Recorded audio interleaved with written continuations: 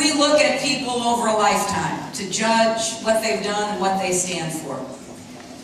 You know, if you want to know what someone will do in the future, you ask, well, what have they done in the past? To try to get an idea of, what you can expect.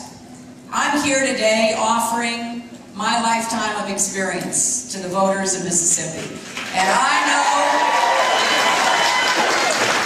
know that the next President of the United States will enter that Oval Office on January 20th, 2009, and find a stack of problems waiting on the desk.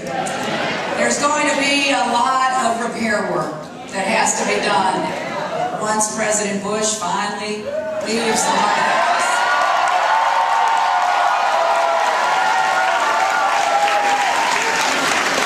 And the challenges we face, you heard Ronnie and General Ballard reference that. Challenges we face are serious ones. We have to end the war in Iraq and win the war in Afghanistan. We got to deal with an economy that is hemorrhaging jobs.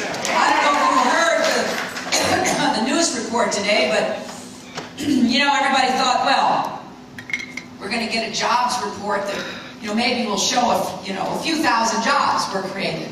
No, we lost 63,000 jobs last month. We've lost 85,000 jobs in the last 2 months at the start of this year. The economic policies of the Bush administration are failures.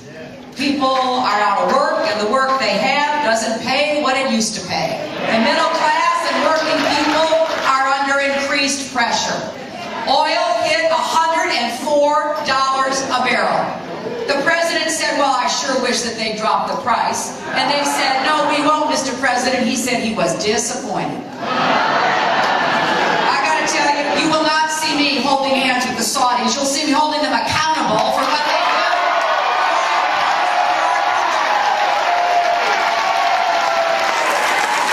We got to start standing up for ourselves. And that means standing up against the oil companies and the oil-producing countries that have basically had us over the barrel. It's time we said enough. We're going to figure out why these prices go up so fast, no matter what's happening in the global marketplace. And we're going to begin to get serious about homegrown energy right here in Mississippi, putting Americans to work. I believe that with the right energy policy, we can create at least 5 million new jobs in America. Jobs in wind and solar and geothermal and biofuels. Mississippi can be a leader in this. There is no reason. Other countries are ahead of us. They have more people doing the work of putting up solar panels and connecting it up to the grid. Well, last time I looked, Mississippi had a lot of sunny days, and we can start taking advantage of that and have an energy plan that is of the future. That'll be good for our security, that'll be good for our environment, but most importantly, that'll be good to the economy. Because here's what I predict to you. If we are serious about a new energy plan, we will change the behavior of the oil-producing countries. You all know how to boil a frog, don't you? If you drop a frog in hot water, it jumps right out.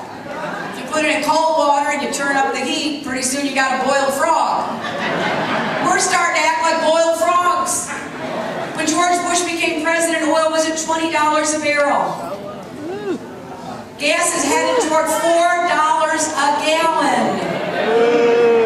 We've just been sitting in that cold water, and it gets a little warmer, and we get pushed around, and we don't do much about it. Well, here's what I will do. As your president, I will say, we've had enough. We are going to have an energy policy that makes us independent of foreign oil, and I'll tell you what the oil-producing countries will do.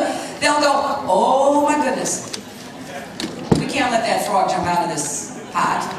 So let's drop the price for a while and kind of take their mind off. Now, their idea of dropping the price won't be to go back to $20. It'll be to go back to $70.